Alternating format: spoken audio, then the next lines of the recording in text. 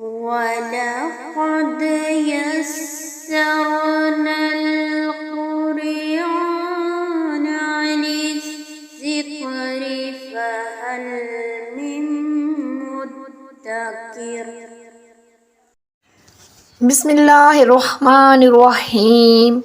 رب اشرح لی صدری ویسر لی امری واحلل عقدۃ من لسانی یفقہوا قولی۔ اللہم فقہنا فی الدین رب زدنی علما۔ الصلاۃ والسلام علیک یا سیدی یا رسول اللہ وعلی آلک واصحابک یا سیدی یا حبیب اللہ۔ السلام علیکم ورحمۃ اللہ وبرکاتہ۔ آج ہمارا 29واں پارہ ہے۔ 29ویں پارے میں جو ہیں کتنے حصے ہیں 29ویں پارے کے، اس میں کون کون سی صورتیں شامل ہیں؟ اس کے 9 حصے ہیں اور اس میں سورہ ملک، سورہ قلم، سورہ حاقہ، سورہ المعارج، سورہ نوح، سورہ جن، سورہ مزمل، سورہ مدثر، سورہ القیامہ، سورہ دہر اور سورہ مرسلات جو ہیں وہ اس پارے میں شامل ہیں۔ سب سے پہلی جو صورت ہے جس صورت سے 29ویں پارے کا آغاز ہوتا ہے وہ ہے سورہ ملک۔ سورہ ملک جو ہے وہ مکہ مکرمہ میں نازل ہوئی۔ اس میں 2 رکوع ہیں اور اس کی 30 آیتیں ہیں۔ سورہ ملک کا جو نام ہے وہ کیوں رکھا گیا؟ اس صورت کے کافی زیادہ نام ہیں، جیسے اس کی پہلی آیت میں ملک یعنی کہ سلطنت اور بادشاہت کا ذکر کیا گیا ہے، اسی مناسبت سے اسے سورہ ملک کہتے ہیں۔ اور اس کی جو پہلی آیت ہے وہ لفظ تبارک اس سے شروع ہوتی ہے، تو اسی مناسبت سے اسے سورہ تبارک بھی کہتے ہیں۔ یہ سورت جو ہے یہ عذاب قبر سے نجات دینے والی ہے،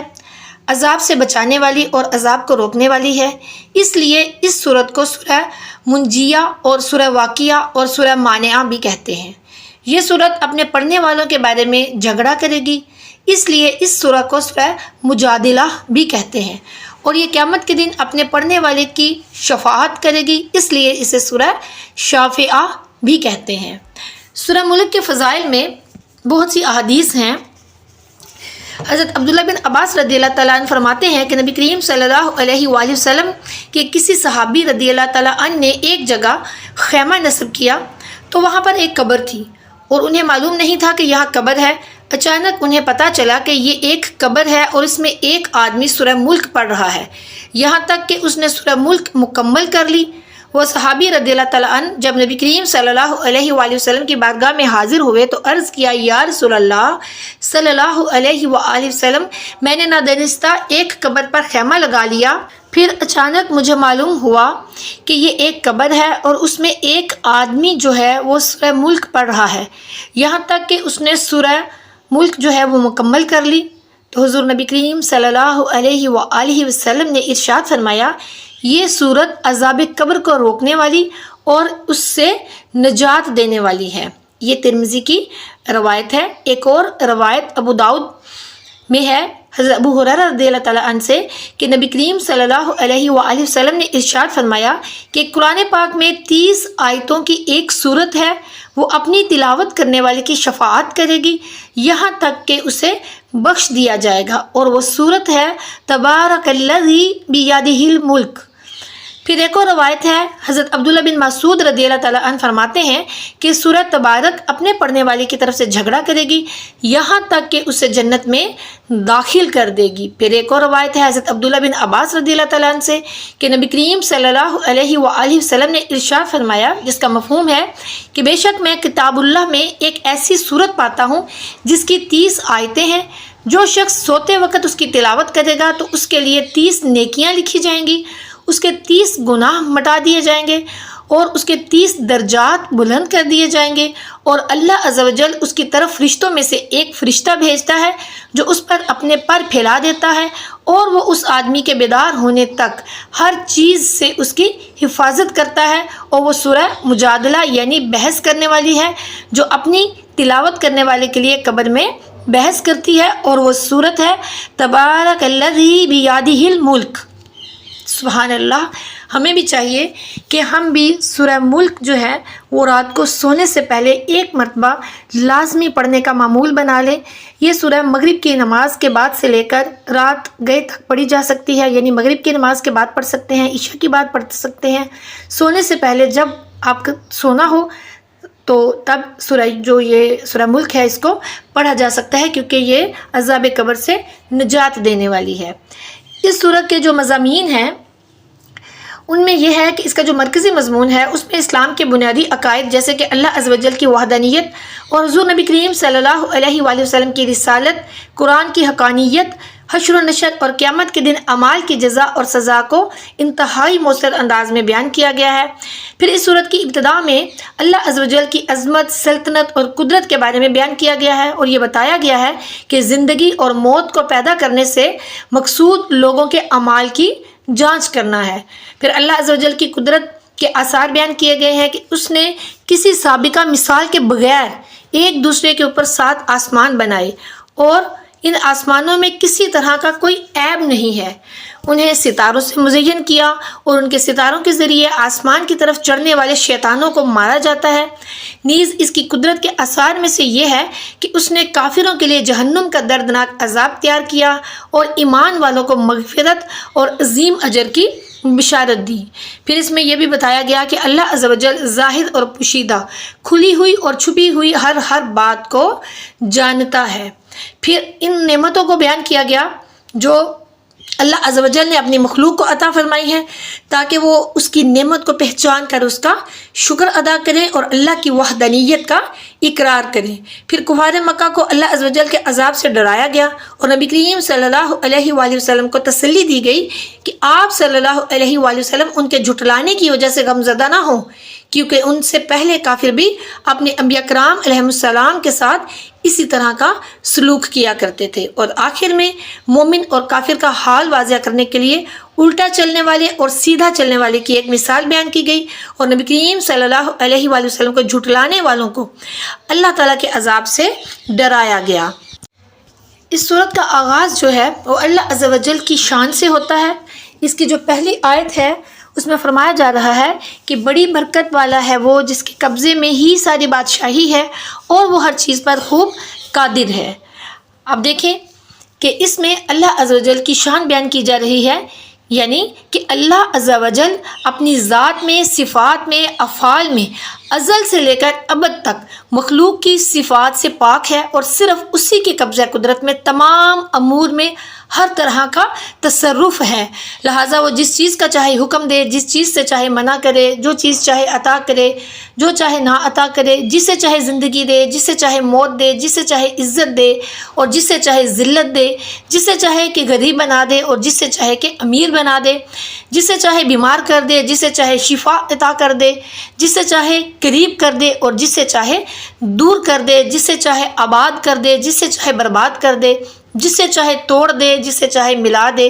اور وہ ہر اس چیز پر قادر ہے جو اس کی قدرت کے تحت آنے کے لائق ہے، اور بلا شبہ ہر چیز اسی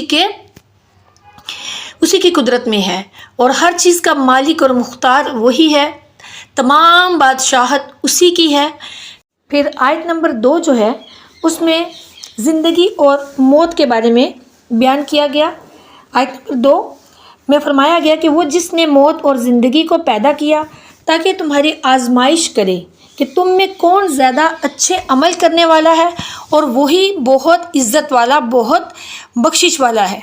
اب دیکھیے کہ یہاں پر اللہ عز و جل کی قدرت کے بعض آثار بیان کیے جا رہے ہیں کہ اللہ عز و جل نے موت اور زندگی کو پیدا کیا۔ موت انسانوں اور حیوانوں میں روح کے جسم سے جدا ہو جانے اور حواس کی طاقت زائل ہو جانے کا نام ہے، جبکہ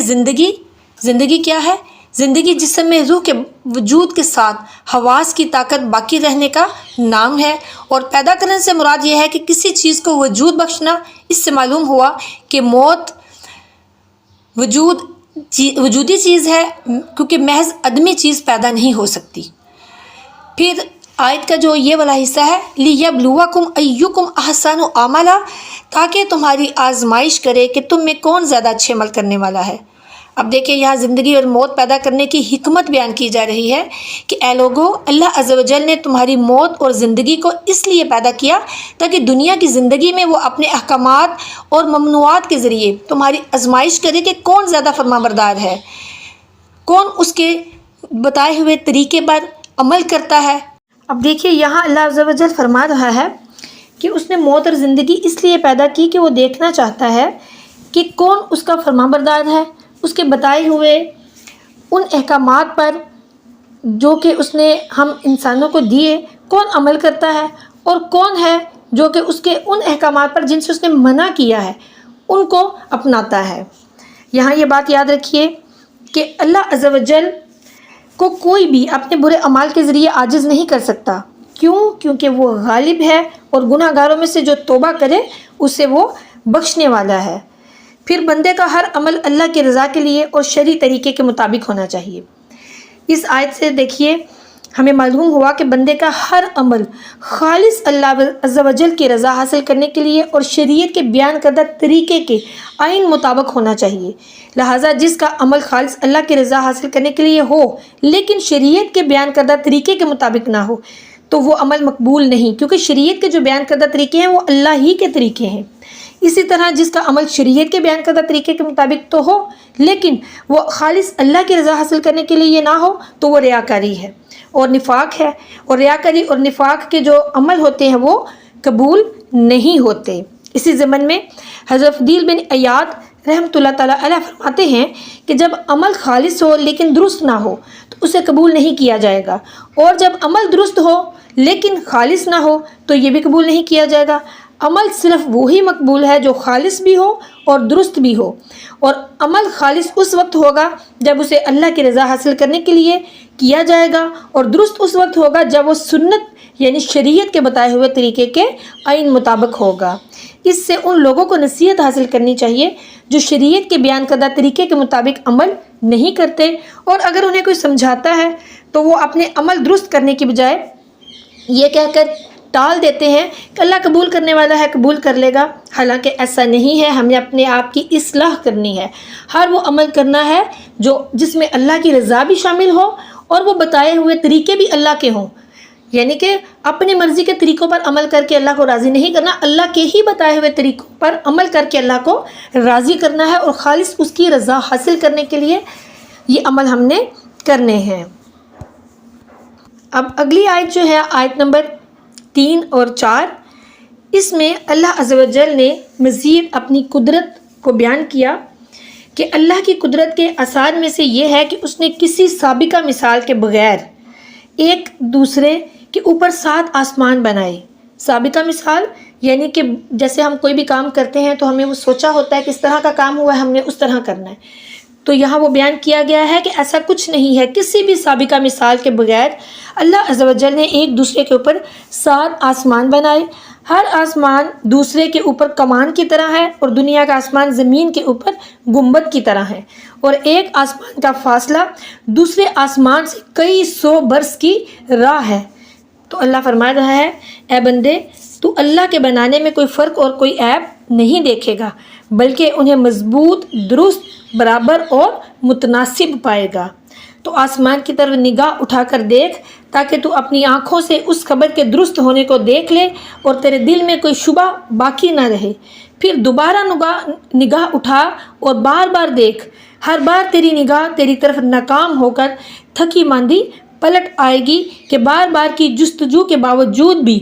ان میں کوئی خلل اور عیب جو ہے وہ نہیں پا سکے گا۔ پھر اس کے بعد اگلی آیت نمبر 5، اس میں اللہ عز و جل اپنی قدرت کی ایک اور دلیل بیان فرما رہا ہے کہ بے شک اللہ عز و جل نے نیچے کے آسمان کو ستاروں سے آراستہ کیا جو کہ زمین کی طرف سب سے زیادہ قریب ہے، اور لوگ اسے دیکھتے ہیں، اور ان ستاروں کو شیطانوں کے لیے مارنے کا ذریعہ بنایا کہ جب شیاطین آسمان کی طرف فرشتوں کی گفتگو سننے اور باتیں چرانے پہنچیں تو ستاروں سے شعلے اور چنگاریاں نکلیں جن سے انہیں مارا جائے، اور اللہ عز و جل نے ان شیاطین کے لیے دنیا میں جلانے کے بعد آخرت میں بھڑکتی ہوئی آگ کا عذاب جو ہے وہ تیار کر رکھا ہے۔ اب یہاں پر دیکھیے کہ مسجدوں میں روشنی کے آلات جو ہیں وہ نصب کرنے کی ترغیب دی گئی ہے۔ علامہ اسماعیل حقی رحمۃ اللہ تعالیٰ علیہ جو ہیں وہ اس مقام پر مساجد میں روشنی کرنے کے آلات نصب کرنے کی ترغیب دیتے ہوئے فرماتے ہیں کہ جب اللہ عز و جل نے زمین کی چھت آسمان کو ستاروں سے مزین فرمایا تو بندوں کو چاہیے کہ وہ مسجد کی چھتوں کو قندیلوں اور چراغوں اور فی زمانہ روشنی حاصل کرنے کے جو جدید آلات ہیں ان سے مزین کریں۔ یعنی اللہ عز و جل نے جو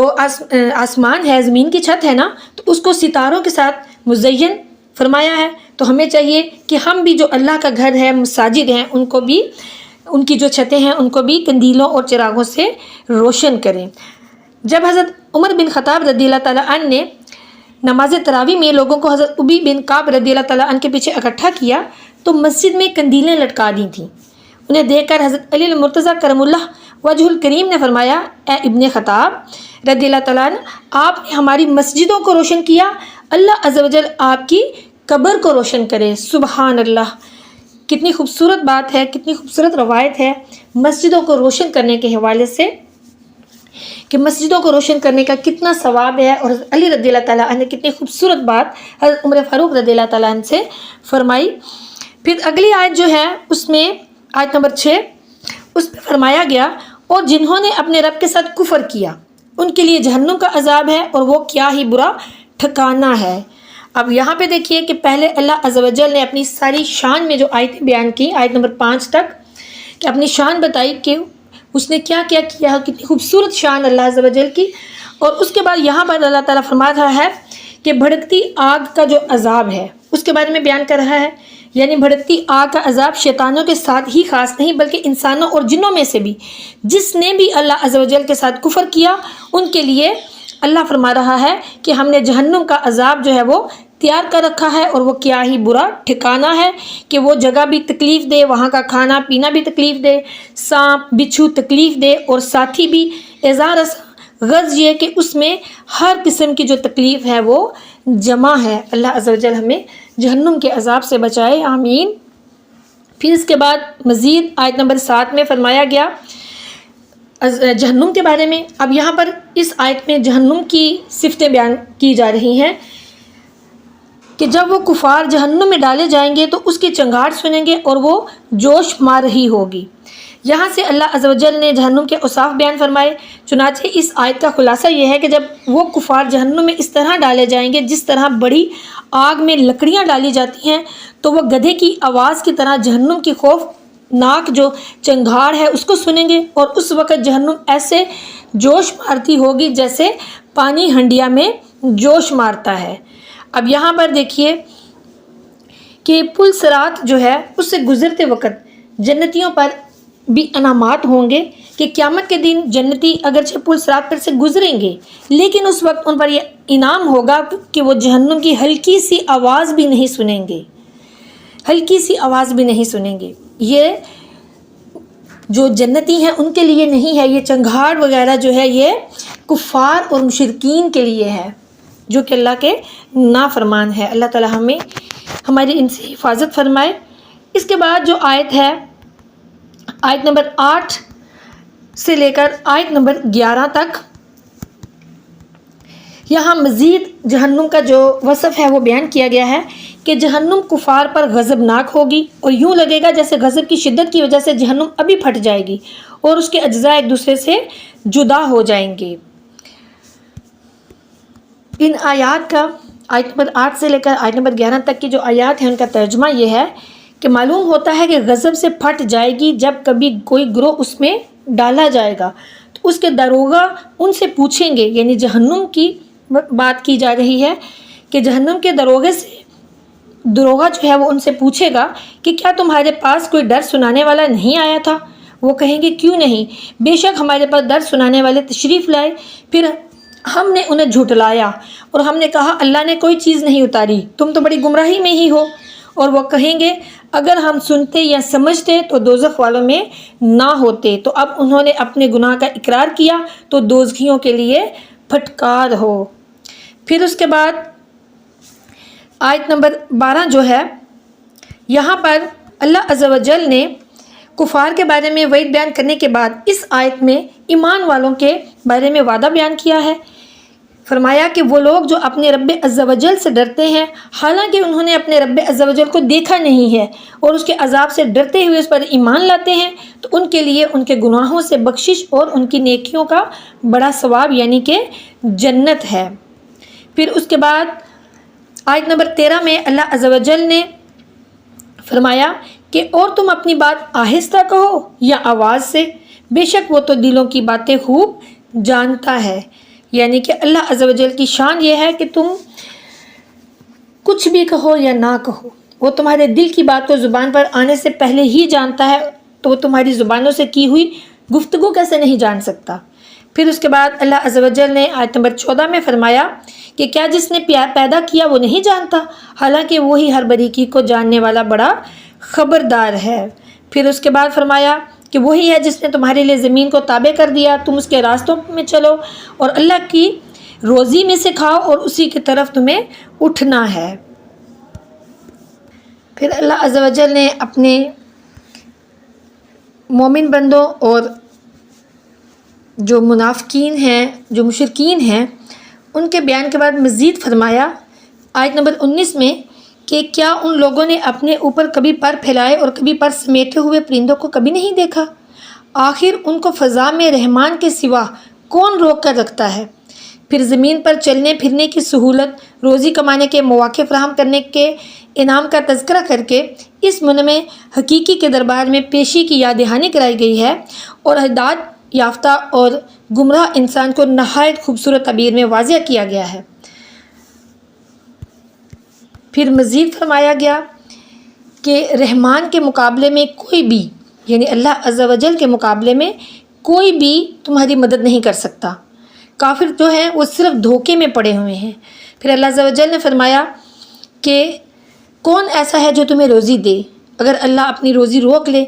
بلکہ وہ سرکشی اور نفرت میں ڈھیٹ بن گئے ہیں۔ پھر اللہ عز و جل نے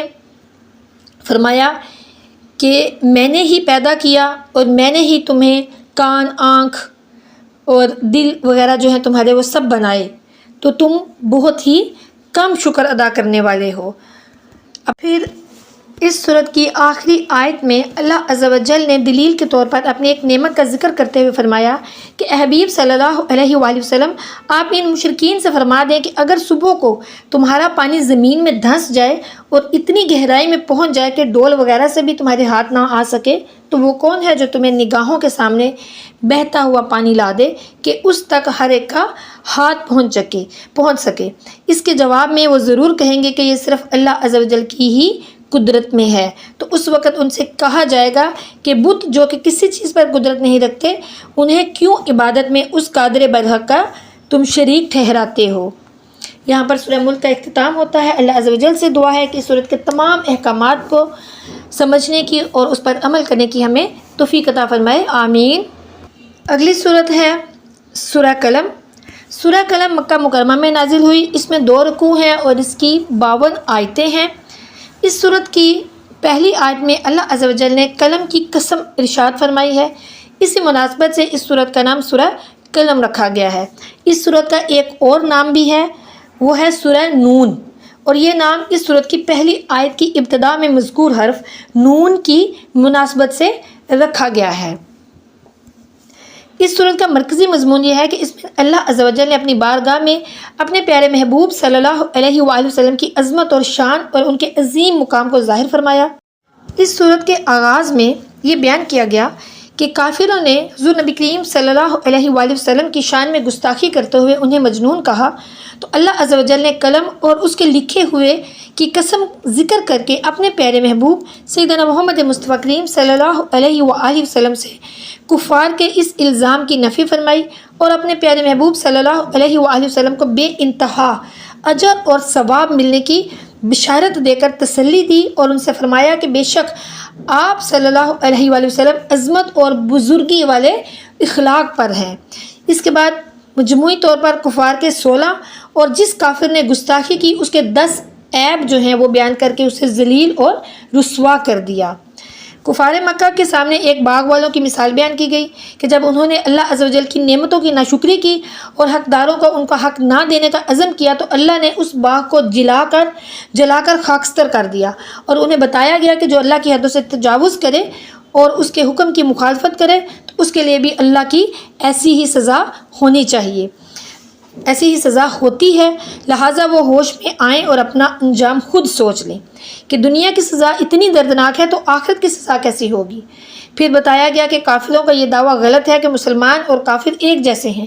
اور اس دعوے پر ان کے پاس کوئی دلیل نہیں ہے۔ پھر بتایا گیا کہ حشر کے میدان میں کفار کی ذلت اور رسوائی بیان کی گئی ہے، اور نبی کریم صلی اللہ علیہ وآلہ وسلم کو کفار کی طرف سے پہنچنے والی ایذاؤں پر یعنی کہ تکلیفوں پر صبر کرنے اور ہر حال میں حکم الہی کے انتظار اور پیروی کرنے کی تلقین کی گئی ہے، اور اسی سلسلے میں حضرت یونس علیہ السلام کا واقعہ بھی بیان کیا گیا ہے، اور آخر میں کفار کے حسد اور عناد کا ذکر کیا گیا اور بتایا گیا کہ سید المرسلین خاتم النبیین رحمت للعالمین تمام جہانوں کے لیے شرف کا باعث ہیں، تو ان کی طرف جنون کی نسبت کس طرح کی جا سکتی ہے۔ اس صورت کا آغاز حروف مقطعات سے ہوتا ہے، یعنی نون، اور یہ وہی اسرار ہیں جو کہ اللہ عز و جل ہی جانتا ہے کہ ان حروف مقطعات کا مطلب کیا ہے۔ اب اس صورت کے شروع میں اللہ عز و جل نے قلم اور کارکنان قضاء و قدر کے نوشتوں کی قسم فرما کر کفار کے الزامات سے اپنے پیارے نبی صلی اللہ علیہ وآلہ وسلم کا دفاع فرمایا ہے کہ اپنے رب کے فضل سے آپ صلی اللہ علیہ وآلہ وسلم مجنون نہیں ہیں، آپ کے لیے تو اس نے کبھی نہ ختم ہونے والا اجر تیار کر رکھا ہے، اور آپ اخلاق کے عظیم مرتبے پر نہ صرف فائز ہیں بلکہ آپ کا اخلاق جو ہے وہ رہتی دنیا تک کے لیے نمونہ اور آئیڈیل رہے گا۔ پھر مزید اللہ عز و جل فرما رہا ہے کہ اے میرے پیارے محبوب صلی اللہ علیہ وآلہ وسلم، عنقریب وہ لوگ دیکھ لیں گے کہ مجنون اور خبیث الحواس کون تھا۔ عام اصول یہ ہے کہ جس پر الزام ہو وہ اپنی صفائی پیش کرتا ہے، لیکن مصطفیٰ جان رحمت سیدنا محمد مصطفیٰ کریم صلی اللہ علیہ وآلہ وسلم کو اللہ عز و جل نے یہ شان عطا فرمائی، یہ اعزاز اور شرف عطا فرمایا کہ آپ صلی اللہ علیہ وآلہ وسلم پر کفار اور مشرکین کی جانب سے جو بھی الزام لگائے جاتے رہے تو ان کی جو تردید تھی وہ اللہ عز و جل خود فرماتا تھا قرآنی آیات کے ذریعے سے۔ اللہ عز و جل نے کفار کو خود جواب دیا اور خود اپنے پیارے نبی صلی اللہ علیہ وآلہ وسلم کی شان کو بیان کیا۔ پھر اگلی آیات میں اللہ عز و جل نے اپنے پیارے نبی صلی اللہ علیہ وآلہ وسلم کو فرمایا کہ کفار چاہتے ہیں کہ دین کے معاملے میں آپ ان سے بے جا رعایت برتیں تاکہ وہ بھی جواب میں رعایت کریں، ایسا نہیں ہو سکتا۔ انہیں بتا دیں کہ حق کے معاملے میں کوئی بھی سمجھوتا نہیں ہو سکتا۔ اس کے بعد ایک دشمن رسول ولید بن مغیرہ کے 9 کبھی اوصاف جو ہیں وہ بیان کیے گئے ہیں۔ وہ کون سے ہیں؟ آیت نمبر 10 سے اس کے جو اوصاف ہیں وہ بیان کیے جا رہے ہیں۔ کبھی اوصاف کہ وہ بڑا قسمیں کھانے والا تھا، یعنی کہ بات بات پر قسمیں کھانے والا، پھر ذلیل، پھر بہت تانے دینے والا، چغلیاں کرنے والا، ادھر ادھر بہت پھرنے والا، بھلائی سے بڑا روکنے والا، حد سے بڑھنے والا، گناہ گار، سخت مزاج، اور اس کے بعد ناجائز پیداوار، اور مالدار تھا اور بیٹوں والا تھا۔ تو اللہ عز و جل فرما رہا ہے کہ اس بنا پر آپ صلی اللہ علیہ وسلم ان کی بات نہ مانے کہ وہ مال اور بیٹوں والا بھی ہے، کہ جب اس پر ہماری آیتیں پڑھی جاتی ہیں تو کہتا ہے کہ یہ اگلوں کی کہانیاں ہیں۔ اب آگے جو آیت نمبر 16 ہے اس میں اللہ عز و جل فرما رہا ہے تمام کفار جو ہیں ان کے لیے جو وعید ہے اس آیت میں وہ بیان کی گئی ہے۔ اللہ عز و جل فرماتا ہے کہ ہم اس کی سور کسی تھوتنی پر داغ کر اس کا چہرہ بگاڑ دیں گے اور اس کی بدباطنی کی علامت اس کے چہرے پر نمودار کر دیں گے تاکہ یہ اس کے لیے آر کا سبب ہو۔ اور یہ خبر دنیا میں اس طرح پوری ہوئی کہ اللہ نے اس کے عیوب بیان کر کے اسے ایسا ذلیل اور رسوا کیا،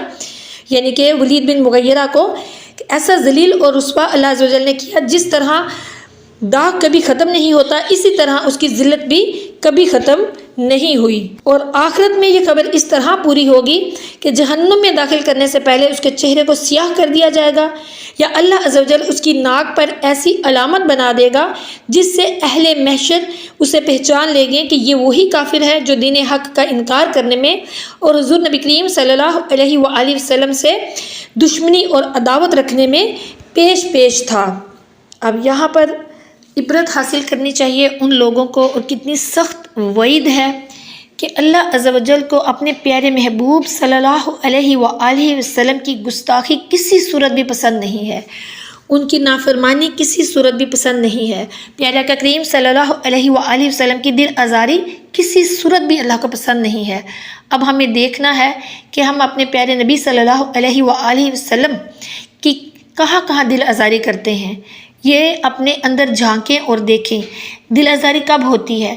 ہماری دل آزاری کیسے ہوتی ہے، کوئی ہماری دل آزاری جب کرتا ہے تو کیسے ہوتی ہے، سمجھنے والی بات ہے نا، کہ کوئی ہمیں ایسی کوئی بات کہتا ہے جو ناگوار گزرتی ہے ہمیں، کہ کچھ ہم کسی کو کہتے ہیں وہ ہماری بات نہیں مانتا، کتنی ایسی باتیں ہیں، مثالیں ہیں۔ تو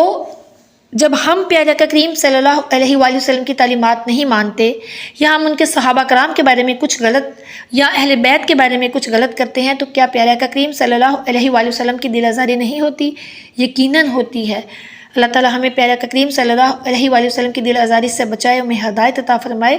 ہمیں معاف فرما دے، اور ایسے لوگوں کو اس سے عبرت حاصل کرنی چاہیے جو پیارے آقا کریم صلی اللہ علیہ وآلہ وسلم کے بارے میں، ان کی اہل بیت یا صحابہ کرام کے بارے میں کچھ اس طرح کی حرکتیں کرتے ہیں جو کہ بالکل بھی درست نہیں ہیں۔ پھر اس کے بعد اللہ عز و جل نے ایک سخی اور نیک زمیندار جو ہے اس کا ذکر کیا کہ وہ اپنے باغات کی آمدنی میں اللہ عز و جل کے حق کو احسن طریقے سے ادا کیا کرتا تھا، اور جب اس کا انتقال ہوا تو اس کے بیٹوں نے اس بات کا فیصلہ کیا کہ وہ فصلوں کی کٹائی میں سے کسی غریب کو کچھ بھی نہیں دیں گے۔ جب فصلوں کی کٹائی کا وقت آیا تو وہ صبح سویرے نکلے تاکہ راستے میں ان کو کوئی مسکین نہ مل جائے۔ پھر جب وہ باغ میں پہنچے تو کیا دیکھا کہ وہاں پر کھیت یا باغ نام کی کوئی چیز ہی موجود نہیں ہے۔ پہلے تو انہیں شک ہوا کہ وہ راستہ بھول گئے ہیں، لیکن اچھی طرح غور کرنے کے بعد وہ سمجھ گئے کہ وہ راستہ نہیں بھولے بلکہ ان کا جو باغ ہے وہ اجڑ چکا تھا۔ اس قصے میں ان تمام لوگوں کے لیے بطور خاص عبرت کا سامان ہے جو اپنی دولت اور ثروت سے اکیلے ہی مستفید ہونا چاہتے ہیں، یعنی کہ وہ اپنی دولت اور جو ہے مال و دولت جو ہے ان کا، وہ صرف چاہتے ہیں کہ وہ اپنے آپ پر ہی خرچ کریں، کسی کو اس میں سے کوئی بھی حصہ نہ دیں۔ حالانکہ ایسا نہیں ہے، ہمارے جو مال ہیں، جو دولت ہے، ان میں تمام غریبوں کا، مساکین کا، یتیموں کا، بیواؤں کا، مستحق لوگوں کا حق رکھا ہوا ہے اللہ تعالیٰ نے، اور جو اس طرح کرتا ہے کہ وہ حق ادا نہیں کرتا تو پھر اس کے ساتھ یہی ہوتا ہے جو یہ باغ والوں کے ساتھ ہوا کہ ان کا جو بخل ہے یہ برداشت نہیں کرتا، یہ جو لوگ ہوتے ہیں ان کا بخل برداشت نہیں کرتا کہ ان کے مال اور متاع سے کسی اور کو فائدہ پہنچے،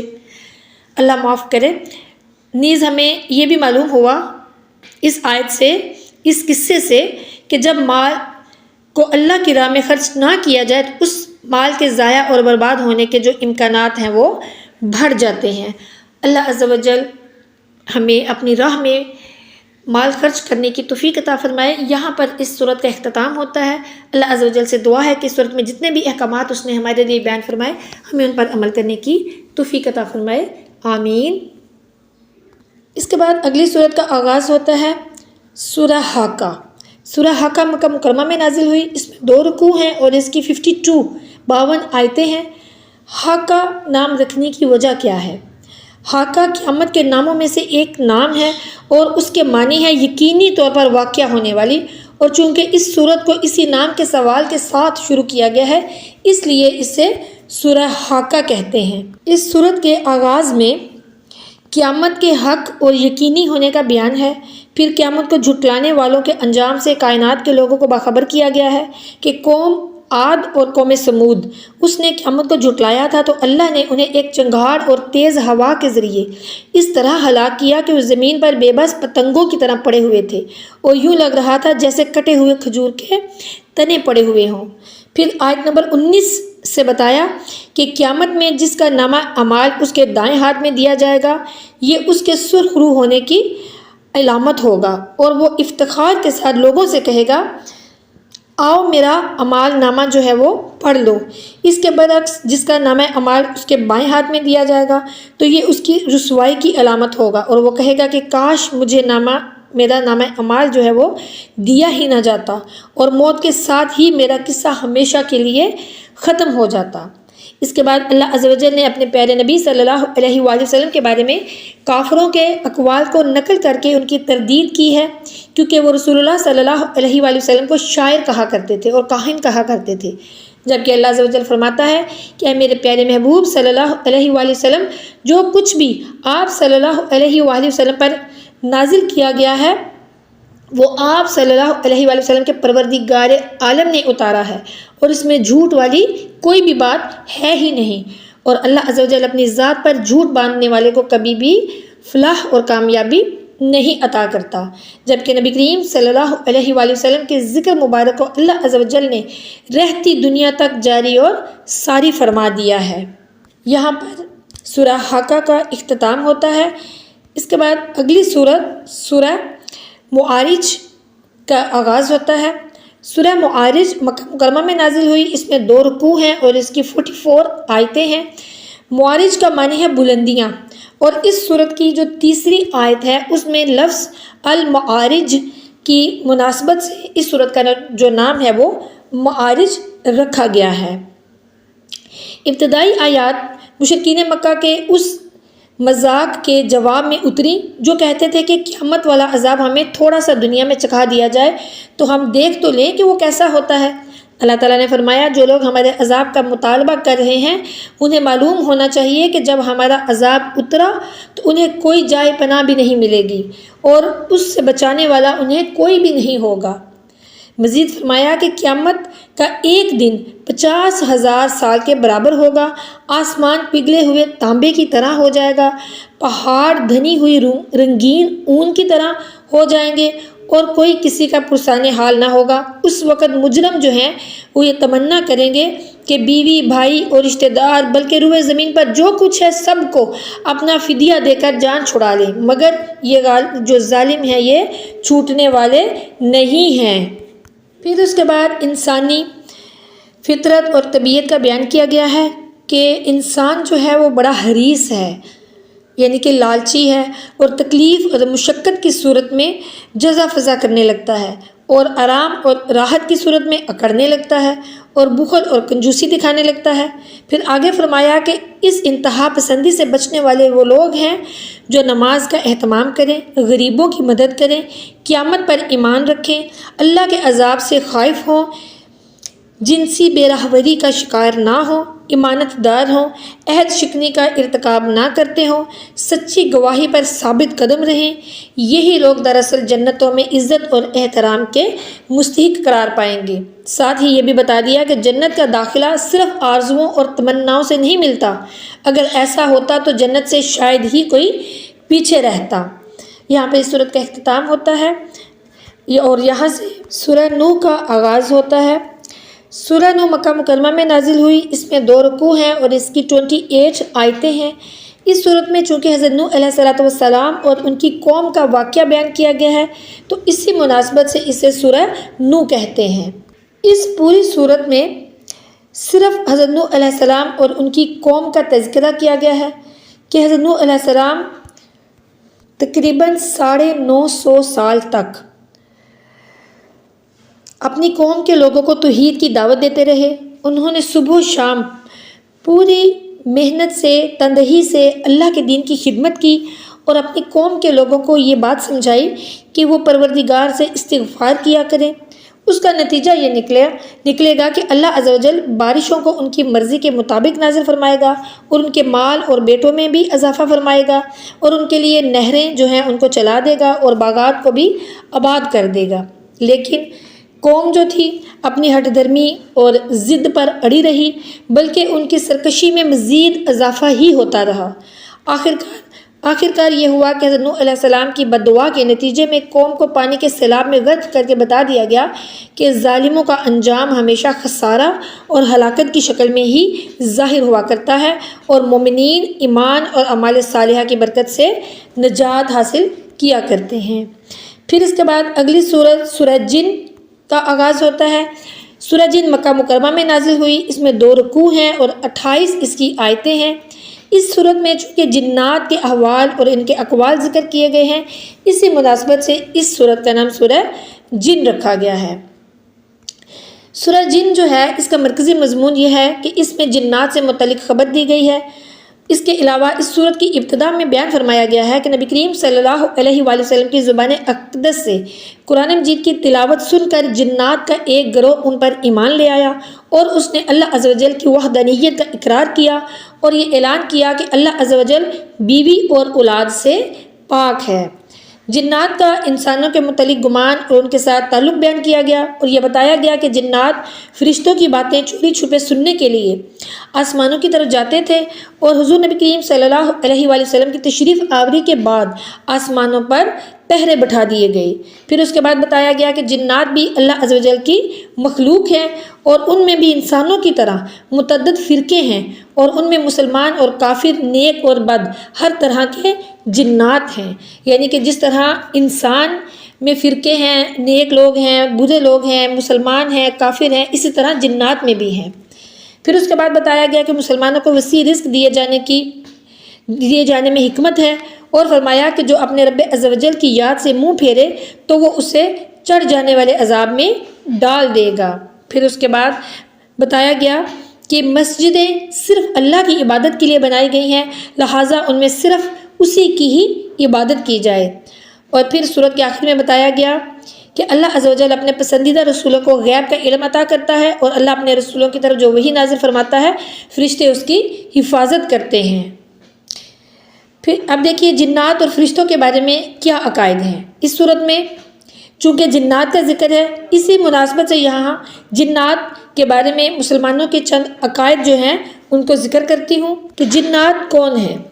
جنات آگ سے پیدا کیے گئے ہیں۔ ان میں بھی بعض کو یہ طاقت دی گئی ہے کہ جو شکل چاہے بن جائیں۔ ان کی عمریں بہت طویل ہوتی ہیں۔ ان کے شریروں کو شیطان کہتے ہیں۔ یہ سب انسان کی طرح عقل والے اور ارواح و اجسام والے ہیں۔ ان میں اولاد پیدا ہونا اور نسل چلنا یہ سب کچھ ہوتا ہے۔ یہ کھاتے پیتے بھی ہیں، جیتے بھی ہیں اور مرتے بھی ہیں۔ پھر جنات میں مسلمان بھی ہیں، کافر بھی ہیں، مگر کافر جنات انسان کی بنسبت بہت زیادہ ہیں اور ان میں کے جو مسلمان نیک ہیں اور یعنی کہ جو جنات ہیں ان میں مسلمان بھی ہیں اور نیک بھی ہیں، فاسق بھی ہیں اور بد مذہب بھی ہیں، اور ان میں فاسقوں کی تعداد انسان کی بنسبت زیادہ ہے۔ پھر جنات کے وجود کا انکار کرنا یا بدی کی قوت کا نام جن یا شیطان رکھنا یہ بھی کفر ہے۔ نیز جس طرح جنات انسان کی نظروں سے پوشیدہ ہیں، اسی طرح فرشتے بھی انسان کی نگاہوں سے اوجھل ہیں۔ اسی لیے فرشتوں سے متعلق بھی مسلمانوں کے چند عقائد جو ہیں وہ میں آپ کے ساتھ شیئر کروں گی کہ فرشتے کیا ہیں۔ فرشتے نوری اجسام ہیں۔ اللہ نے ان کو یہ طاقت دی ہے کہ جو شکل چاہیں بن سکتے ہیں۔ کبھی وہ انسان کی شکل میں ظاہر ہوتے ہیں، کبھی دوسری شکل میں بھی ظاہر ہوتے ہیں۔ پھر فرشتے وہی کرتے ہیں جو انہیں اللہ عز و جل کی طرف سے حکم ہوتا ہے اور وہ جان بوجھ کر یا بھول کر یا غلطی سے الغرض کسی بھی طرح وہ اللہ کے حکم کے خلاف کچھ بھی نہیں کرتے اور اللہ عز و جل کے معصوم بندے ہیں اور ہر قسم کے صغیرہ اور کبیرہ گناہوں سے پاک ہیں۔ پھر فرشتے نہ تو مرد ہیں اور نہ ہی عورت ہیں۔ فرشتوں کو قدیم ماننا یا خالق جاننا یہ کفر ہے۔ فرشتوں کی تعداد اللہ ہی جانتا ہے کہ جس نے انہیں پیدا کیا اور اس کے بتانے سے اس کے رسول اللہ صلی اللہ علیہ وآلہ وسلم بھی جانتے ہیں۔ کسی فرشتے کے ساتھ ادنا گستاخی بھی کفر ہے۔ جاہل لوگ اپنے کسی دشمن یا ناپسندیدہ شخص کو دیکھ کر کہتے ہیں کہ ملک الموت یا عزرائیل آ گیا، تو یہ بات کلمہ کفر کے قریب ہے۔ فرشتوں کے وجود کا انکار کرنا یا یہ کہنا کہ فرشتے صرف نیکی کی قوت کو کہتے ہیں اور اس کے سوا کچھ نہیں، یہ دونوں باتیں بھی کفر کے زمرے میں آتی ہیں۔ سورہ جن کا جو پس منظر ہے وہ یہ ہے کہ بعثت محمدی سے پہلے جنات عالم بالا میں خبریں لینے کے لیے جایا کرتے تھے، مگر اب وہ وقت آ گیا تھا کہ عالم بالا میں ان کا داخلہ بند ہو گیا اور جو بھی جاتا محافظ ان کا راستہ روک لیا جاتا اور آگ کے گولے ان پر برسائے جاتے۔ جنات نے مشورہ کیا کہ پورے روئے زمین کا جائزہ لے کر دیکھیں کہ آخر یہ سارا منظر کیوں تبدیل ہو گیا، ضرور کوئی نہ کوئی بڑا واقعہ ہوا ہے۔ حضرت ابن عباس رضی اللہ تعالیٰ عنہ کی روایت کے مطابق جنوں کی ایک جماعت تہامہ یعنی مکہ کی طرف گئی، وہاں نبی کریم صلی اللہ علیہ وآلہ وسلم عکاظ کے بازار میں اپنے اصحاب کو صبح کی نماز پڑھا رہے تھے۔ جب انہوں نے قرآن سنا تو کہنے لگے یہی وہ چیز ہے، یعنی جنہوں نے قرآن سنا تو کہنے لگے کہ یہی وہ چیز ہے جو ہمارے اور آسمان کے درمیان حائل ہو گئی ہے۔ پھر انہوں نے جا کر اپنی قوم کو بتایا کہ ہم نے عجیب قرآن سنا ہے جو راہ ہدایت کی طرف رہنمائی کرتا ہے، ہم اس پر ایمان لے آئے اور ہم ہرگز اپنے رب کے ساتھ کسی کو شریک نہیں کریں گے۔ بے شک ہمارا رب جو ہے اس کی شان بلند ہے اور اس کی نہ کوئی بیوی ہے اور نہ ہی اس کا کوئی بیٹا ہے۔ انہوں نے کہا کہ ہم میں سے کچھ اطاعت گزار ہیں اور کچھ سرکش، اور جنات کا سرکش گروہ جہنم کا ایندھن بنے گا۔ عربی میں جیم نون سے جو بھی کلمات بنتے ہیں ان میں ستر اور پوشیدگی کے معنی پائے جاتے ہیں، جیسے جنت اسی معنی میں جن ہے کہ وہ ہماری نظروں سے پوشیدہ رہتے ہیں، یوں ہی سینے میں پوشیدہ دل کو جنان، رحم میں بچے کو جنین اور ڈھال کو جنا کہتے ہیں۔ اس صورت میں گفتگو جنوں کے حوالے سے ہے کہ وہ بھی انسانوں کی طرح احکام شرعی کے مکلف ہیں، یعنی کہ تمام احکامات انہوں نے بھی ماننے ہیں، کیونکہ ان میں بھی نیک لوگ بھی ہیں، مومن بھی ہیں، یعنی کہ نیک جن بھی ہیں، اور جو کافر جن ہیں وہ بھی ان میں موجود ہیں۔ یہ تمام صورت جو ہے وہ جنوں کے بارے میں نازل ہوئی۔ یہاں پر اس صورت کا اختتام ہوتا ہے اور یہاں سے اگلی صورت سورہ مزمل کا آغاز ہوتا ہے۔ سورہ مزمل مکہ مکرمہ میں نازل ہوئی، اس میں 2 رکوع اور 20 آیتیں ہیں۔ مزمل کا جو معنی ہے وہ ہے چادر اوڑھنے والا، اور اس صورت کی پہلی آیت میں اللہ عز و جل نے اپنے پیارے محبوب صلی اللہ علیہ وآلہ وسلم کو یا ایھا المزمل فرما کر ندا کی ہے۔ اسی مناسبت سے اس صورت کو سورہ مزمل کہا جاتا ہے۔ سورہ مزمل کا مرکزی مضمون حضور نبی کریم صلی اللہ علیہ وآلہ وسلم کی مبارک ذات ہے۔ اس میں پیارے کریم صلی اللہ علیہ وآلہ وسلم کی زندگی کے مختلف پہلوؤں کو پیش کیا گیا ہے۔ اس صورت میں بڑی محبت کے انداز میں بڑے چاؤ سے اللہ عز و جل نے اپنے پیارے محبوب حضرت محمد مصطفیٰ کریم صلی اللہ علیہ وآلہ وسلم کو ان کی ایک خاص ادا کے ساتھ مخاطب فرمایا ہے کہ اے چادر اوڑھنے والے۔ اس صورت میں اللہ عز و جل نے نبی کریم صلی اللہ علیہ وآلہ وسلم کے قیام اللیل کا بیان فرمایا ہے، جس سے معلوم ہوتا ہے کہ پیارے کریم صلی اللہ علیہ وآلہ وسلم ساری رات قیام فرماتے تھے۔ تو اللہ نے فرمایا آپ صلی اللہ علیہ وآلہ وسلم رات کو نماز میں قیام کریں، مگر تھوڑا، آدھی رات یا اس سے کچھ کم کر لیں یا اس پر کچھ اضافہ کر دیں، اور قرآن مجید ٹھہر کر پڑھیں۔ یہ بھی فرمایا کہ رات کو اٹھنا نفس پر سخت بھاری ہے اور کلام کو درست رکھنے والا ہے۔ نیز فرمایا کہ آپ صلی اللہ علیہ وآلہ وسلم اپنے رب کے نام کا ذکر کرتے رہیں اور سب سے منقطع ہو کر اسی کے ہو رہیں۔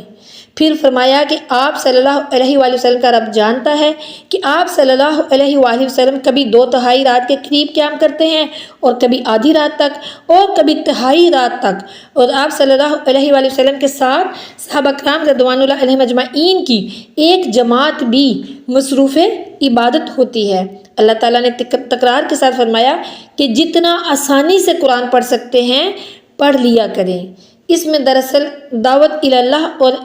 اعلاء کلمت اللہ کا کام کرنے والوں کو آپ صلی اللہ علیہ وآلہ وسلم کے وسیلے سے یہ پیغام دیا گیا ہے کہ دن بھر کی جد و جہد میں تاثیر پیدا کرنے کے لیے شب بیداری اور قیام اللیل بہت ضروری ہے، اور رات کی نماز میں تلاوت قرآن کی اثر انگیزی مسلم ہے، اور راتوں کا یہ قیام روحانی تربیت میں بڑا مؤثر ثابت ہوتا ہے۔ یعنی کہ جو روحانیت چاہتے ہیں، اللہ کا قرب چاہتے ہیں، اللہ سے قریب ہونا چاہتے ہیں، اللہ کو راضی کرنا چاہتے ہیں، تو پھر وہ قیام اللیل کریں۔ یعنی قیام اللیل کیا ہے؟ قیام اللیل یہ ہے کہ رات کو اللہ کی عبادت کرنا، نوافل پڑھنا، جو بھی عبادت ہے، ذکر، اذکار، قرآن مجید، کچھ بھی، تمام عبادت جو ہے وہ کرنا۔ یہ سب اللہ کا قرب حاصل کرنے کی باتیں ہیں، طریقے ہیں۔ اللہ تعالیٰ سے دعا ہے کہ وہ ہمیں اپنا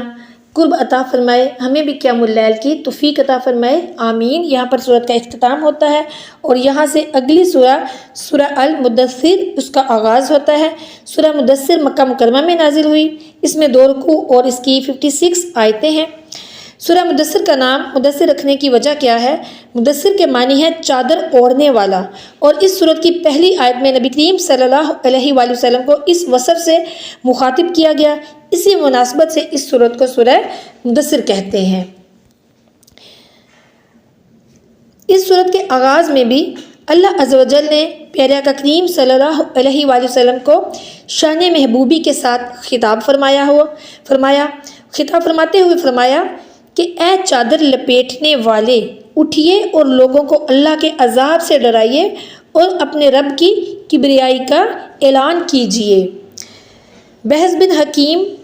کا بیان ہے کہ ایک روز صحابی رسول حضرت زرارہ بن ابی رضی اللہ تعالیٰ عنہ انہوں نے صبح کی نماز پڑھائی، اور جب وہ اس آیت کریمہ پر پہنچے کہ جب سور پھونکا جائے گا تو وہ دن بہت ہی سخت دن ہوگا، تو کیا ہوا کہ وہ بے ہوش ہو کر گر پڑے، تھرتھرانے لگے، تھرتھراتے کانپتے اسی حال میں اللہ کو پیارے ہو گئے۔ اللہ تعالیٰ ہمیں ہدایت عطا فرمائے۔ کیسے کیسے صحابی اور صالحہ بندے تھے کہ قرآن پاک کی آیات کو جب پڑھتے یا سنتے ان پر کس طرح وہ آیات اثر کرتی تھی کہ وہ روتے تھے، تڑپتے تھے، اور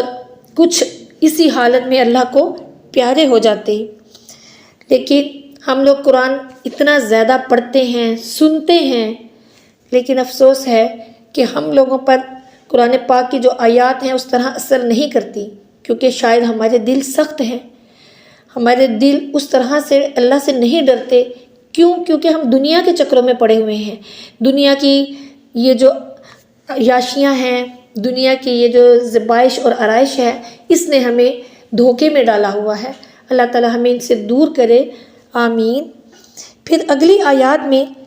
جہنم میں داخلے کے اسباب کو جنتیوں اور جہنمیوں کی ایک گفتگو کی شکل میں بیان کیا گیا ہے کہ ہر انسان کا انجام اس کے اعمال کے مطابق ہوگا۔ جب جہنمیوں سے پوچھا جائے گا کہ تمہارے جہنم میں جانے کا سبب کیا بنا، تو وہ جواب میں 4 اسباب جو ہیں وہ بیان کریں گے۔ اب وہ 4 اسباب کون سے ہیں؟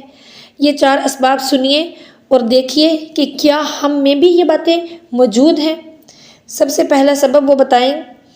بتائیں گے کہ ہم نماز پڑھنے والوں میں سے نہیں تھے، یعنی کہ ہم نماز نہیں پڑھتے تھے۔ اللہ تعالیٰ ہمیں نمازی بنائے۔ اور آج کل کتنے لوگ ہیں جو کہ نمازی نہیں ہیں، اپنی نمازوں کو بھول بیٹھے ہیں، غافل ہیں۔ اللہ تعالیٰ ہمیں نمازی بنائے۔ دوسرا وہ یہ کہ ہم مسکین کو کھانا نہیں کھلاتے تھے، اور آج کل ایسا ہی ہے۔ تیسرا یہ کہ ہم بیہودہ کاموں میں مشغول رہتے اور کج بحثی اور گمراہی کی حمایت میں بڑھ چڑھ کر حصہ لیتے تھے،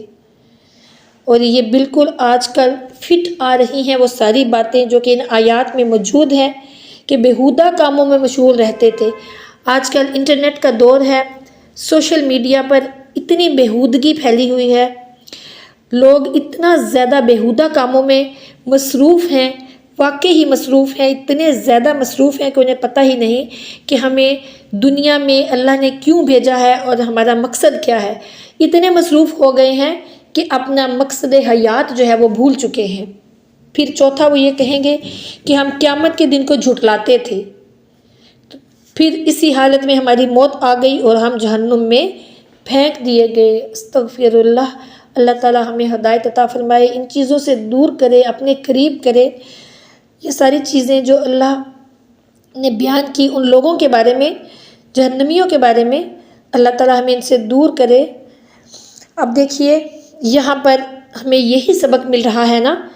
کہ اہل ایمان اور جنت کے بارے میں جو بھی اللہ عز و جل نے احکام بتائے اور جہنمیوں کے بارے میں جو احکامات بتائے، جنت میں کون جائے گا اور جہنم میں کون جائے گا، ظاہر سی بات ہے یہ جو 4 باتیں کرنے والے ہیں اگر وہ جہنم میں جائیں گے، یعنی کہ یہ نماز نہ پڑھنے والے، مسکین کو کھانا نہ کھلانے والے، بیہودہ کاموں میں مشغول رہنے والے اور قیامت کے دن کو جھٹلانے والے، تو جو یہ جہنمی ہیں، تو یہ جہنم میں جائیں گے جو یہ کام کریں گے، اور جو ان سے دور رہیں گے، نماز پڑھیں گے، مساکین کو کھانا کھلائیں گے، بیہودہ کاموں کی بجائے دین کی خدمت میں مشغول رہیں گے، دین سیکھنے اور سکھانے میں مشغول رہیں گے، اور آخرت کے دن کو نہیں جھٹلائیں گے، تو پھر وہ جنتی ہیں، وہی ایمان والے ہیں، اللہ ان سے راضی ہے۔ اب ایمان اور جنت کے ہم جتنے بھی طلبگار ہیں، تو پھر ہم سب کو چاہیے کہ اگر ان میں سے کوئی بات ہم میں موجود نہیں ہے تو ہمیں اسے اپنے آپ میں شامل کرنا ہے، سنجیدگی کے ساتھ اپنا محاسبہ کرنا ہے، اور ان ساری عادتوں کو خود سے دور کرنا ہے۔ پھر سورت کے اختتام جو ہے وہ اس پر ہوتا ہے کہ یہ قرآن ایک نصیحت ہے، جو چاہے آگے بڑھ کر اس نصیحت کو حاصل کر لے۔ ہم نے جتنی بھی باتیں پڑھی ساری کی ساری نصیحتیں ہیں بلا شبہ، جتنا بھی قرآن پاک ہم نے پڑھا، پیچھے جتنے بھی سپارے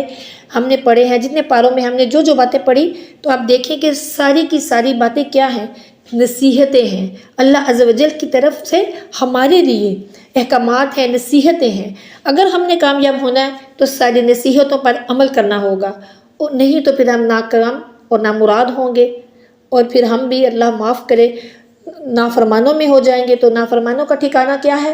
جہنم، اور فرما برداروں کا ٹھکانہ کیا ہے؟ جنت۔ اور اگر ہم جنت چاہتے ہیں تو پھر ہمیں اللہ عز و جل کو راضی کرنا ہے اور اللہ عز و جل کی فرما برداری کرنی ہے۔ اللہ عز و جل سے دعا ہے کہ وہ ہمیں نافرمانوں سے دور کرے اور اپنی فرما برداری اور اطاعت کرنے والوں میں شامل فرمائے۔ یہاں پر سورت کا اختتام ہوتا ہے، اگلی سورت کا آغاز ہوتا ہے۔ اگلی سورت ہے سورہ قیامہ۔ سورہ قیامہ جو ہے یہ مکہ مکرمہ میں نازل ہوئی، اس میں 2 رکوع ہیں اور اس کی 40 آیتیں ہیں۔ اس سورت کی پہلی آیت میں اللہ نے قیامت کے دن کی قسم ارشاد فرمائی، اسی مناسبت سے اس سورت کو سورہ قیامہ کہتے ہیں۔ یہ سورت جو ہے دراصل ان لوگوں کی تردید میں اتری جو قیامت کے انکاری اور آخرت کے منکر تھے۔ اللہ نے قسمیں کھا کر انسان کی اس خام خیالی کو دور کر دیا کہ تمہیں بسیطہ ہڈیوں اور بکھرے ہوئے اجزاء کو جمع کر کے دوبارہ انسان کو وجود میں لانے کی بات سمجھ میں نہیں آ رہی، جس میں انسانی میں انگلیوں کے پورے اور نشانات جو شناخت اور امتیاز کا بہترین ذریعہ ہیں، ہم تو ان پوروں کو بھی دوبارہ ترتیب دے کر پیدا کرنے کی طاقت رکھتے ہیں۔ اس وقت پوری دنیا میں کسی انسان کی شخصیت کی پہچان کے لیے سب سے زیادہ قابل اعتماد چیز جو ہے وہ انگلیوں کی جو لکیریں ہیں وہ ہیں۔ ہر انسان کی انگلی کی پور جو ہے وہ قدرت کی تخلیق کا شاہکار ہے کہ اس چھوٹی سی جگہ میں جو خطوط اور لکیریں ہیں وہ کسی دوسرے انسان کے ساتھ مشابہت نہیں رکھتی، یعنی کہ ہر انسان کی جو انگلی کی لکیریں ہیں وہ ڈیفرنٹ ہیں، مختلف ہیں۔ کروڑوں اربوں انسان ہیں لیکن سب کی انگلیوں کے جو پور ہیں، لکیریں ہیں، وہ مختلف ہیں۔ یہ اللہ عز و جل کی شان ہے۔ گویا جس حقیقت تک سائنس کی رسائی آج ہوئی ہے، قرآن مجید نے اس حقیقت کو بیان کے دہل 1450 سال پہلے ہی بیان کر دیا تھا۔ یعنی کہ آج انسان کو پتہ چلا کہ ہر انسان کی جو انگلیاں ہیں، ان کے جو پور ہیں، اس پہ لائنیں جو ہیں وہ ساری ڈیفرنٹ ہیں۔ تو یہ بات اللہ عز و جل نے 1400 سال پہلے قرآن پاک میں بیان فرما دی ہوئی ہے۔ پھر اگلی آیات میں بتایا گیا کہ انسان پوچھتا ہے کہ قیامت کب آئے گی؟ تو اللہ عز و جل اس دن کی شدت اور ہولناکی کے حوالے سے ارشاد فرماتا ہے کہ اس دن جب آنکھ پتھرا جائے گی، چاند بے نور ہو جائے گا اور چاند اور سورج جمع کر دیے جائیں گے، اور انسان کہہ اٹھے گا کہ اب میں بھاگ کر جاؤں تو کہاں جاؤں؟ مگر اس روز کوئی پناہ گاہ نہیں ہوگی، اس دن صرف آپ کے پروردگار کے پاس ہی پناہ گاہ ہوگی۔ اس دن انسان کو اس کے ان تمام اعمال کی خبر دی جائے گی جو اس نے اپنے آگے بھیجے ہوں گے اور جو اس نے پیچھے چھوڑے ہوں گے۔ پھر آیت نمبر 16 سے فرمایا کہ اے میرے پیارے محبوب صلی اللہ علیہ وآلہ وسلم، وحی ربانی کو جلد یاد کرنے کے شوق میں آپ صلی اللہ علیہ وآلہ وسلم اپنی زبان کو حرکت نہ دیا کریں۔ اس قرآن کو جمع کرنا اور آپ صلی اللہ علیہ وآلہ وسلم کی زبان پر جاری کرنا ہمارے ذمہ کرم پر ہے۔ سو جب ہم یعنی ہمارا بھیجا ہوا فرشتہ پڑھ لیں تو آپ اس پڑھے ہوئے کی اتباع کریں، پھر اس کا معنی بیان کرنا بھی ہمارے ذمہ کرم پر ہے۔ پھر اس کے بعد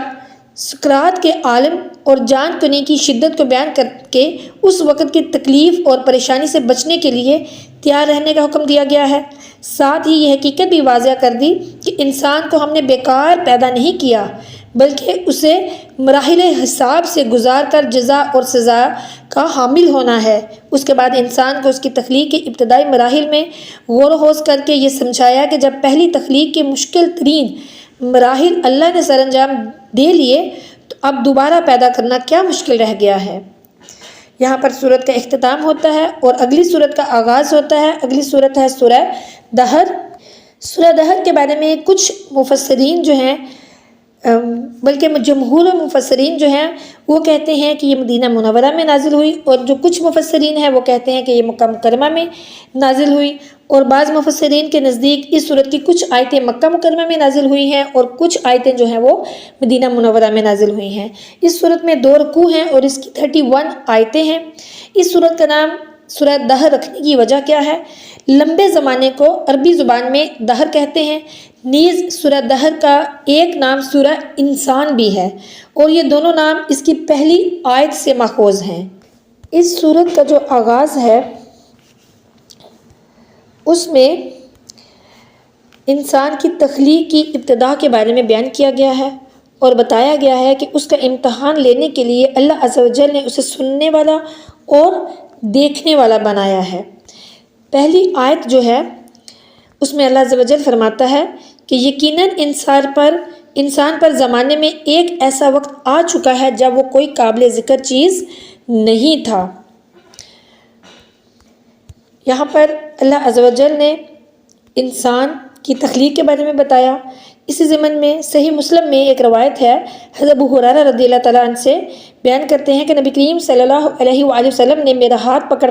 کر فرمایا کہ اللہ عز و جل نے زمین کو ہفتے کے دن پیدا فرمایا اور اس میں پہاڑ اتوار کے دن نصب کیے اور پیر کے دن درخت پیدا کیے اور مکروہ چیزیں منگل کے دن پیدا کی، اور جو نور ہے وہ بدھ کے دن پیدا کیا، اور جمعرات کے دن اس میں چوپایوں کو پھیلا دیا، اور حضرت آدم علیہ السلام کو سب مخلوق کے آخر میں جمعہ کے دن عصر کے بعد پیدا فرمایا۔ وہ جمعے کی ساعات میں سے ایک آخری ساعت تھی، عصر سے لے کر رات کے وقت تک۔ حضرت ابن عباس رضی اللہ تعالیٰ عنہ سے ایک اور قول ہے کہ حضرت آدم علیہ السلام کو گارے والی گیلی مٹی سے پیدا کیا گیا اور ان کا جسم 40 سال اسی حالت میں رہا، پھر 40 سال وہ سڑی ہوئی کیچڑ کی حالت میں رہے، پھر 40 سال وہ خشک بجتی ہوئی مٹی کی حالت میں رہے، پھر 120 سال بعد ان کے جسم کی تخلیق مکمل ہو گئی، پھر ان میں روح پھونکی گئی۔ دیکھیے کہ اس صورت میں اللہ تعالیٰ کی قدرت عظیمیہ کا بیان کیا گیا ہے کہ اس نے کیسے انسان کو مختلف ادوار میں پیدا فرما کر سمع بصر اور عقل و فہم کی نعمت سے نوازا، پھر اسے 2 راہیں بھی بتلا دی۔ کون سی 2 راہیں؟ شکر کی اور انکار کی۔ اب انسان پر یہ ڈیپینڈ کرتا ہے کہ وہ چاہے تو شکر کرے اور چاہے پھر انکار کرے، یہ اب اس کی اپنی مرضی ہے۔ پھر اس کے بعد آیت نمبر 4 میں اللہ عز و جل نے انکار کرنے والوں کی سزا بتائی کہ بے شک ہم نے کافروں کے لیے زنجیریں، توق اور لپکتی ہوئی آگ کو تیار کر رکھا ہے۔ پھر اس کے بعد شکر گزار اور نیکوکاروں کی جزا بتائی گئی، مگر اس سے پہلے ان کی 3 نشانیاں بیان کی گئی ہیں۔ وہ کون سی ہیں؟ پہلی یہ کہ جب وہ کوئی نظر مان لیتے ہیں تو اسے ہر حال میں پورا کرتے ہیں۔ دوسری یہ کہ وہ قیامت کے دن سے ڈرتے ہیں۔ تیسری یہ کہ وہ محض اللہ کی رضا کے لیے مسکینوں، یتیموں اور قیدیوں کو کھانا کھلاتے ہیں۔ اب دیکھیے کہ قیامت کے دن سے ڈرنا اور اللہ کی رضا کے لیے نیکیاں کرنا، یعنی کہ مسکینوں، یتیموں وغیرہ کو کھانا کھلانا، اور کوئی نظر مان لینا تو اس کو پورا کرنا، ان سب کو اللہ عز و جل نے فرمایا کہ ہم نے انہیں شر کے دن سے بچا لیا ہے، اور اس کے صلے میں ملنے والی نعمتوں کا ذکر کیا گیا، جس میں فرمایا گیا کہ بے شک وہ ایسے جام پیئیں گے جن میں کافور کی آمیزش ہوگی۔ اللہ تعالیٰ اہل جنت کو اس دن کے شر سے بچا لے گا اور انہیں چہرے کی شادابی اور راحت عطا فرمائے گا، اور ان کے صبر کے بدلے انہیں جنت اور ریشمی لباس دیا جائے گا۔ اس جنت میں وہ اونچی مسندوں پر ٹیک لگائے بیٹھے ہوں گے اور ان کو سورج کی تپش کا سامنا نہیں کرنا پڑے گا اور نہ ہی انہیں سردی کی شدت کا سامنا کرنا پڑے گا۔ جنت کے درختوں کے سائے ان پر جھکے ہوں گے اور اس کے پھل ان کے قریب کر دیے جائیں گے، بالکل قریب کر دیے جائیں گے۔ ان کے سامنے چاندی کے برتنوں اور شیشے کے پیالوں کا دور چلے گا اور وہ شیشے بھی چاندی سے بنے ہوں گے جن کو نہایت موزوں انداز میں بھرا گیا ہوگا۔ جنت میں انہیں ایک ایسا جام بھی پلایا جائے گا جس میں ادرک کی آمیزش ہوگی۔ ان کی خدمت کے لیے ہمیشہ خوشنما خدام گھومتے رہیں گے۔ آپ جب انہیں دیکھیں گے تو وہ ایسے لگیں گے جیسے موتیوں کے دانے ہوں۔ سبحان اللہ، کتنی خوبصورت نقشہ اللہ عز و جل نے جنت کا کھینچا ہے۔ یہ سن کے دل چاہتا ہے کہ انسان فوراً سے پہلے جنت میں پہنچ جائے، لیکن وہاں جانے کے لیے ہمیں نیک اعمال کرنے ہیں، اللہ کی خوشنودی حاصل کرنی ہے، اس کی وہ تمام احکامات اور تعلیمات پر عمل کرنا ہے جس سے وہ راضی ہو جائے اور ہمیں وہ جنتیں عطا فرمائے، اور ان تمام باتوں سے دور رہنا ہے، برائیوں سے دور رہنا ہے جس سے اللہ ناراض ہوتا ہے۔ اللہ تعالیٰ تمام امت مسلمہ کو جنت الفردوس عطا فرمائے، آمین۔ پھر مزید بتایا کہ آپ جدھر بھی نظر دوڑائیں گے نعمتیں ہی نعمتیں ہوں گی اور بہت بڑی بادشاہت کو پائیں گے۔ اہل جنت کی بالائی پوشاک جو ہے وہ سبز اور ریشمی کپڑے ہوں گے اور انہیں چاندی کے کنگن پہنائے جائیں گے، اور ان کا رب ان کو پاکیزہ شراب پلائے گا، اور یہ سب کیوں ہوگا؟ ان کی نیکیوں کی وجہ سے، کہ یہ سب جو ہے یہ ان کی نیکیوں کی جزا اور ان کی محنت کا صبر، جو ان کی محنت اور ان کا جو صبر ہے، ان کی جو تحمل مزاجی ہے، ان کی جو ایمان ہے، اللہ کی رضا حاصل کرنے کے لیے نیکیاں ہیں، تو یہ سب کچھ اس کا صلہ ہوگا۔ اس کے بعد قرآن تعلیمات پر ثابت قدمی کی تلقین، شب بیداری کا حکم اور لمبی لمبی نمازیں پڑھنے کی ترغیب، اور آخر میں قرآن مجید سے ہر شخص کو استفادے کا حکم اور ظالموں کے لیے دردناک عذاب کی وعید پر سورت کو ختم کر دیا گیا۔ اللہ عز و جل سے دعا ہے کہ وہ ہمیں اپنی جنت عطا فرمائے اور جہنم سے دور فرمائے، آمین ثم آمین۔ اس کے بعد اگلی سورت کا آغاز ہوتا ہے۔ اگلی سورت ہے سورہ مرسلات۔ سورہ مرسلات مکہ مکرمہ میں نازل ہوئی، اس میں 2 رکوع اور 50 آیتیں ہیں۔ مرسلات نام رکھنے کی وجہ کیا ہے؟ جنہیں لگاتار بھیجا جائے انہیں عربی میں مرسلات کہتے ہیں، جیسے ہوائیں، فرشتے اور گھوڑے وغیرہ۔ اور اس سورت کی پہلی آیت میں لفظ والمرسلات کی مناسبت سے اس سورت کو سورہ مرسلات کہتے ہیں۔ سورہ مرسلات کے متعلق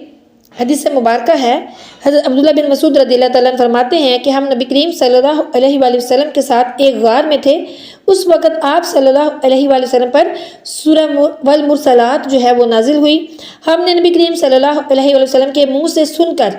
اس سورت کو یاد کیا، اور پیارے آقا کریم صلی اللہ علیہ وآلہ وسلم کا دہن اقدس اس سورت کی تلاوت سے تر تھا کہ اچانک ایک سانپ نکل کر آیا۔ نبی کریم صلی اللہ علیہ وآلہ وسلم نے ارشاد فرمایا، اس سانپ کو مار دو۔ ہم اس کو مارنے کے لیے لپکے تو وہ بھاگ گیا۔ پیارے آقا کریم صلی اللہ علیہ وآلہ وسلم نے ارشاد فرمایا، وہ تمہارے شر سے بچایا گیا جس طرح تمہیں اس کے شر سے بچایا گیا۔ اس سورت کے شروع میں آثار قیامت کا ذکر ہے اور بار بار تکرار کے ساتھ بتایا گیا ہے کہ اس دن قیامت کو جھٹلانے والوں کے لیے ہلاکت ہے۔ پھر قیامت کی منظر کشی کی گئی ہے کہ ہر چیز اپنی تاثیر کھو دے گی اور اجزائے ترکیبی چھوڑ بیٹھے گی۔ علاوہ ازیں یہ سورت مجرمین، سابقین جو ہیں ان کا ذکر کرتی ہے جنہیں اللہ نے تباہ و برباد کر دیا، اور مخاطبین سے سوال کرتی ہے کہ کیا ہم نے تم کو حقیر پانی سے پیدا نہیں کیا، پھر مختلف مراحل سے گزار کر تمہیں ایک خوبصورت انسان بنا دیا۔ اسی ضمن میں ایک واقعہ ہے کہ ایک مرتبہ کسی شخص نے حضرت امام شافعی علیہ رحمہ کے سامنے یہ آیت پڑھی، یعنی کہ یہ ایسا دن ہے کہ وہ اس میں بول بھی نہ سکیں گے اور نہ ہی انہیں اجازت دی جائے گی کہ وہ معذرت کر سکیں۔ اس آیت کو سنتے ہی